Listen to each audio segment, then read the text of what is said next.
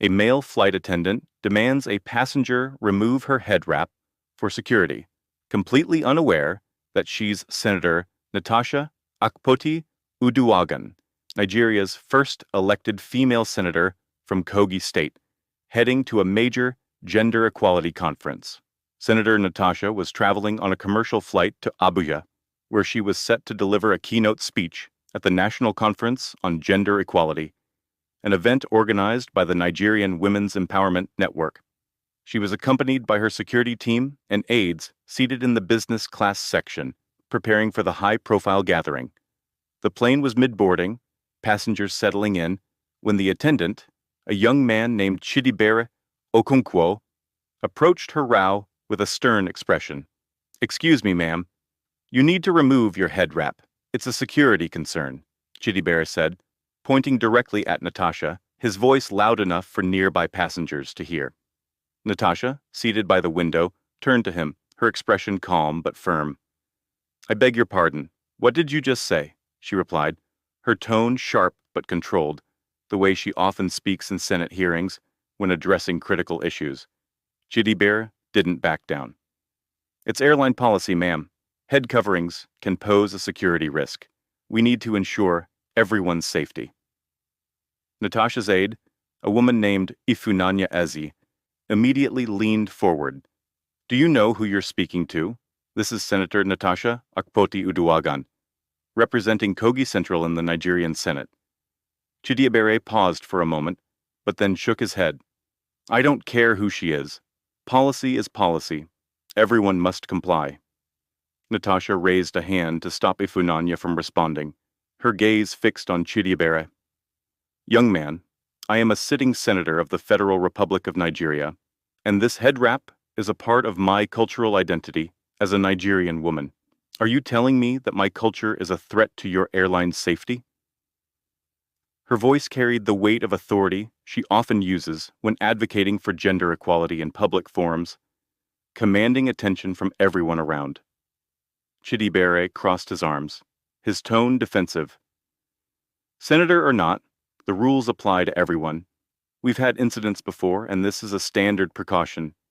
You need to take it off, or I'll have to escalate this to the captain." Natasha leaned forward slightly, her eyes narrowing. "Escalate it then, because I will not be disrespected or have my cultural rights violated over a policy that makes no sense. Do you even understand the implications of what you're asking?" Passengers nearby began to whisper, some pulling out their phones to record the exchange. Natasha's security lead, a man named Olumide Adesina, spoke up. "This is unacceptable. We have diplomatic clearance for the senator, and her attire has been pre-approved by security at the airport. What exactly is your policy based on?" Chidibere hesitated, then replied, "It's about ensuring visibility. We need to see everyone's face clearly. That's what the training manual says." Natasha shook her head, her voice rising slightly, but still measured. "Visibility? You can see my face clearly. I'm not hiding anything. This head wrap is a symbol of my heritage, and I will not remove it because of some vague, discriminatory rule. Do you realize how this looks? A Nigerian airline targeting a Nigerian senator for her cultural attire while I'm on my way to speak about gender equality? This is the kind of insensitivity I fight against every day in the Senate." Chidibere took a step back, but his tone remained firm. "I'm just following orders, ma'am. If you have a problem, you can file a complaint after the flight, but right now, you need to comply." Natasha's aide, Ofunanya, jumped in again. "This isn't just about compliance.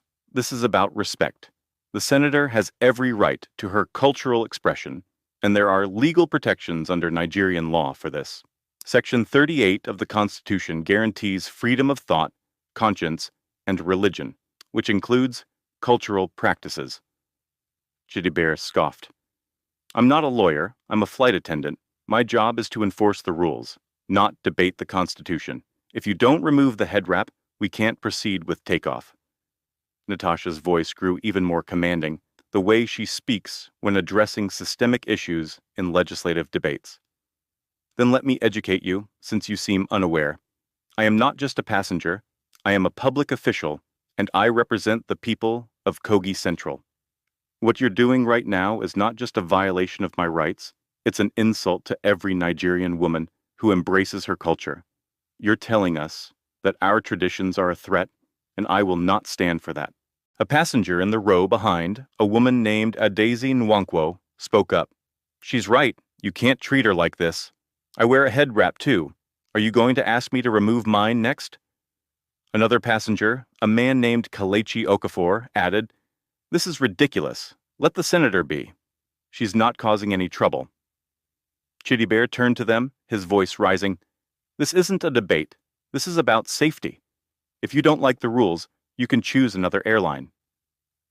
Natasha interjected, her tone now carrying the weight of her advocacy experience. No, this is about accountability.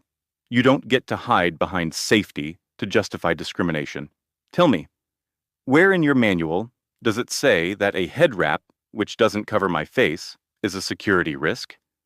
Show me the specific policy, because I'm sure your airline doesn't want to be dragged into a legal battle over this.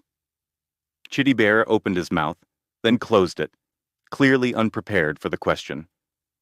Olumide, Natasha's security lead, stepped forward. We've flown with the senator multiple times on this same airline, and this has never been an issue. Why now? Is this a personal bias?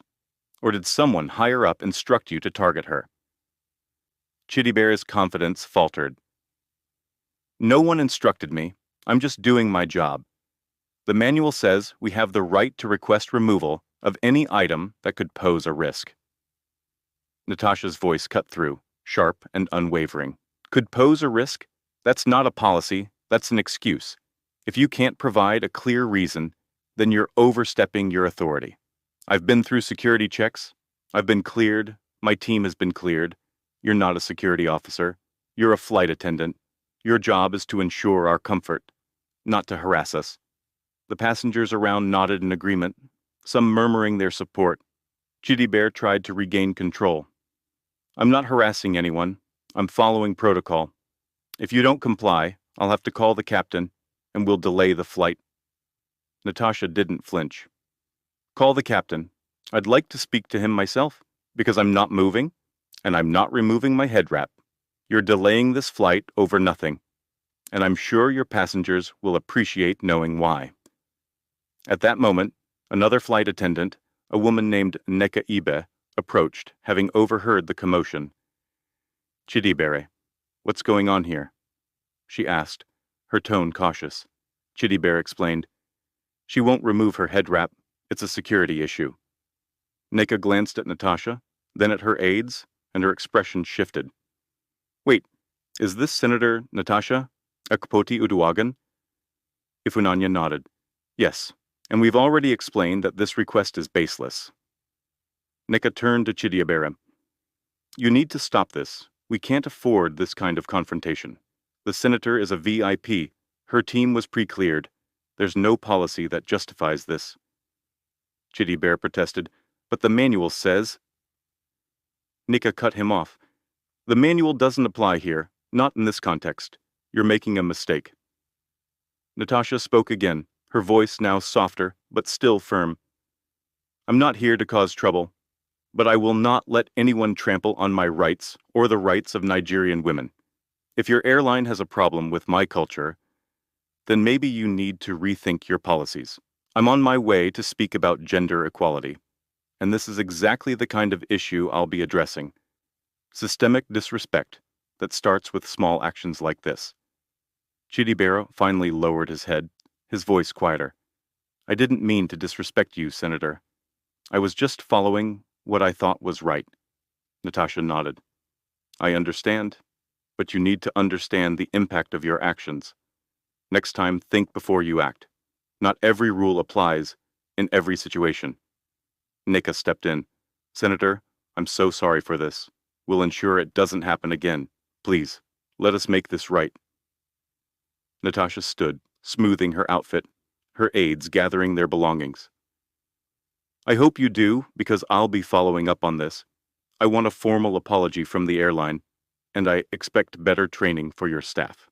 As the plane prepared to disembark after landing, Natasha stepped off, the passengers around her clapping softly in support, while Chidibere stood to the side, his expression one of regret. If this story moved you, don't forget to subscribe for more incredible tales that inspire and challenge us. Drop your thoughts in the comments. What would you have done in Senator Natasha's shoes? Let's keep the conversation going.